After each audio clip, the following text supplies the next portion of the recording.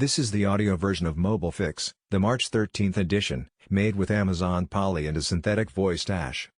Good morning, hope you are bearing up in these difficult times. I'm Simon Andrews, it's First Thing Friday and this is Fix, my weekly newsletter with news and my views on mobile, digital, social and more. Lots of new subscribers, so sharing is working well. Can we keep that up?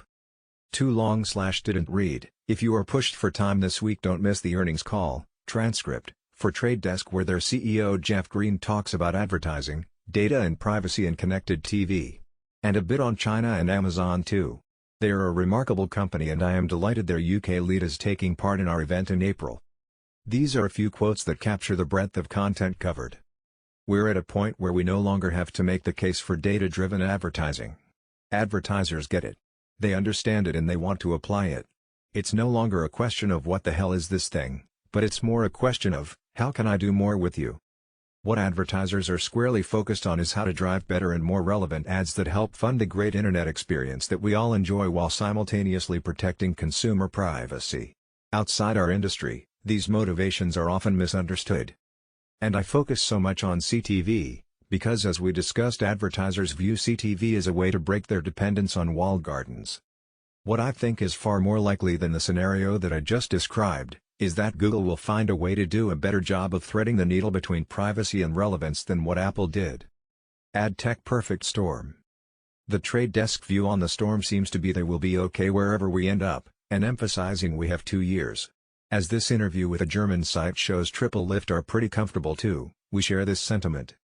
The industry has to therefore rethink advertising, and the foreseeable end of third-party cookies is an excellent opportunity to force this change.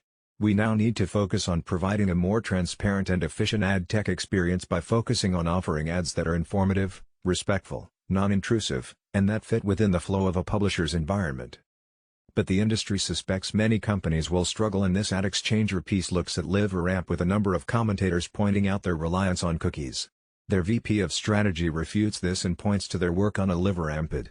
Again, I am delighted to announce he will be joining our event too.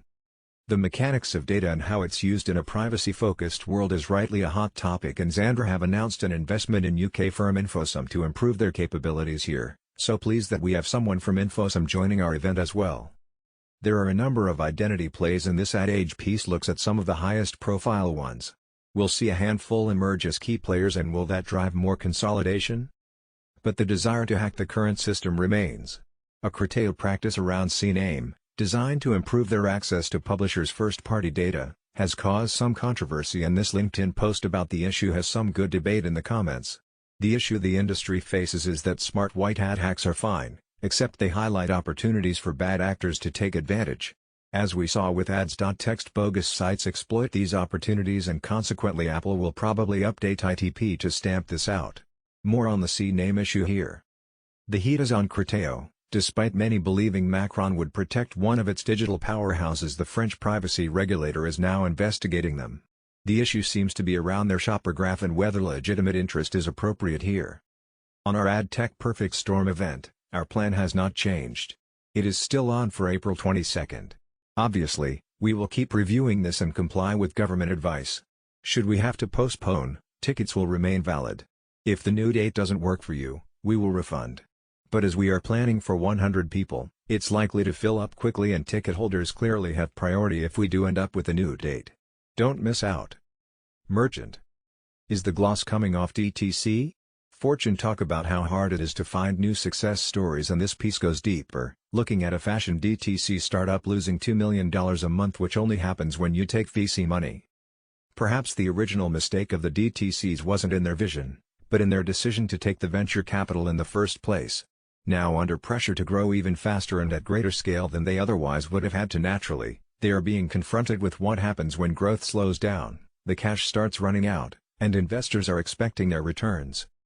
I keep pointing back to my bonsai brands, thinking, there is a natural size for DTC brands, as the conditions that enable dominant brands are largely gone. But running a profitable $50 million business is a great achievement, as long as you don't have an investor looking for a bonanza. The new figures from Stitch Fix support this, where expectations were missed and shares tanked.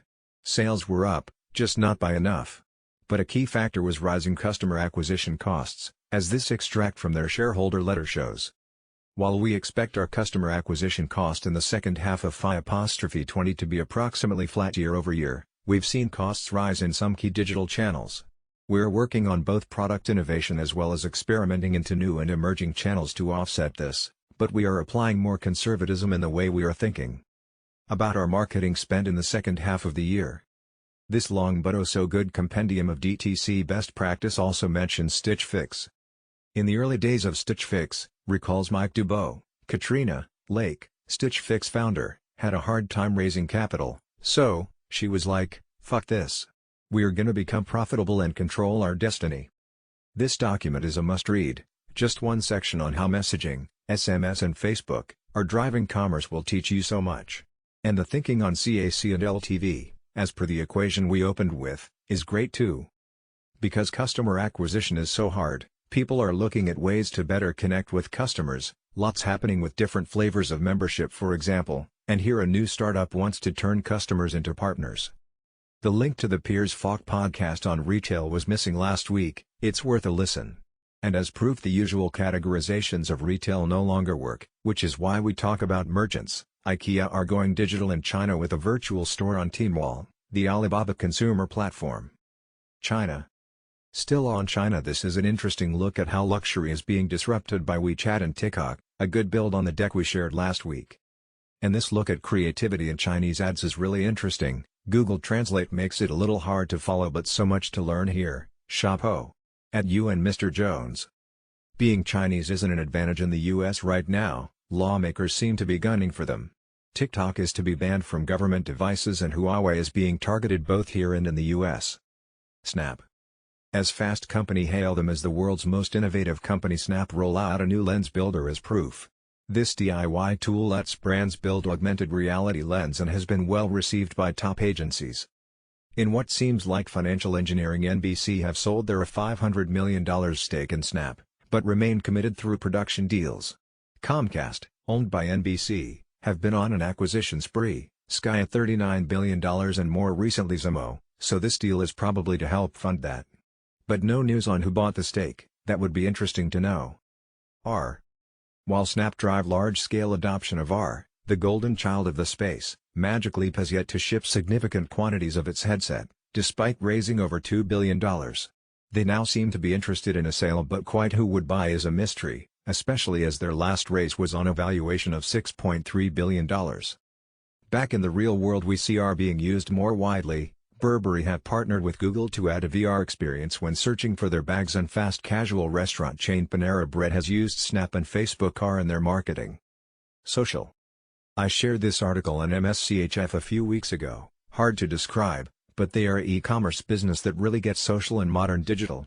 Look at their products to date. A Chrome extension that lets you watch Netflix whilst it appears you are on a conference call, Nike shoes with holy water in the sole, yours for $3,000 and many more. Now their latest pirate radio let you flick from Netflix to Hulu to Amazon for free. Or it did for a few days before it seems to have been banned. More on it here, but it did solve a big problem for youth, discovery. More nostalgia for Vine and hype for its new version Byte, but does the potential audience care? TikTok is so dominant, with people getting paid for sleeping on TikTok live. And this look at the ad opportunity by a Fix friend highlights the commercial opportunity. On Instagram, some influencers are adding their own ad breaks to their stories, though risking the wrath of the regulators if they don't label them as ads. Newt. TechCrunch has a good piece arguing TV advertising didn't die, it just moved online. Now nothing is really dying, but it's all evolving, and I use the term neutral because that's what social video and streaming is.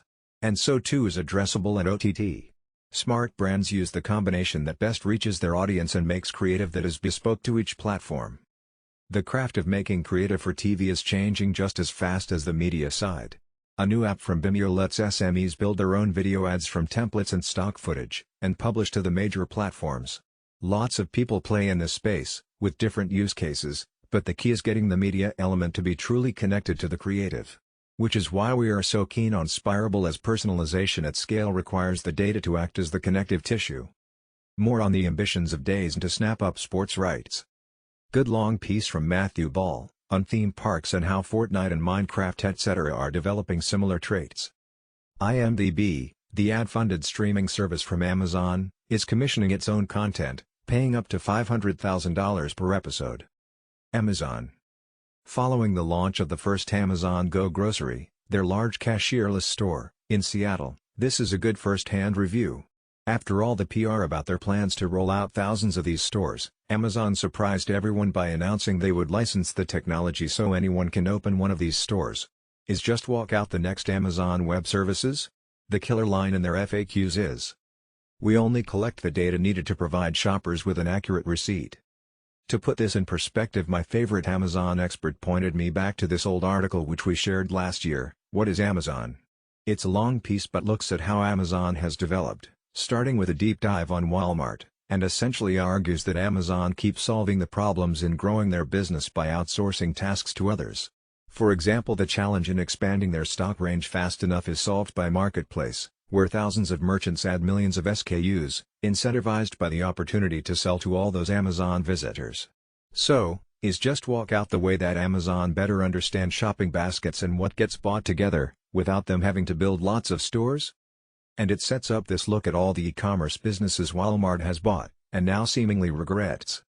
The one thing the article is critical of is Amazon ads. He thinks that ads distort the marketplace, everything else is geared to making the customer happy, but ads let someone with a big budget and a poor product potentially lead to customer dissatisfaction. He thinks the potential profit from ads has turned Amazon's head. Not sure I agree with the argument, but the size and importance of ads to Amazon is undoubted. In fact, the head of advertising now reports directly to Jeff Bezos. And these are the top execs running the ad business. Amazon keep improving their logistics business and now have more mini fulfillment centers in the US, allowing more regions to have same-day delivery. One of the best at this type of logistics is Argos, who use a sophisticated hub-and-spoke model to maximize the range each store can offer, either from that store or one nearby. And one really odd story on Amazon, they are working on a cure for the common cold. Who knew? Etc. O2 joins MasterCard in launching a Sonic logo. The 10 most innovative media companies of 2020, our friends at Vita are working on a similar list for the UK. Sensor Tower secretly owns ad blocker and VPN apps that collect user data. UK aims to raise £500 million a year through digital services tax. Accenture spearheads consultancy via advertising turf war. AB tests and statistical significance, the trap even the smartest people fall into. Introducing Beta Lob, let's fix things. The state of in-housing, defining how marketing teams evolve. Finally, as many of you may be working from home, some good advice from Bruce Daisley. Don't let your obsession with productivity kill your creativity.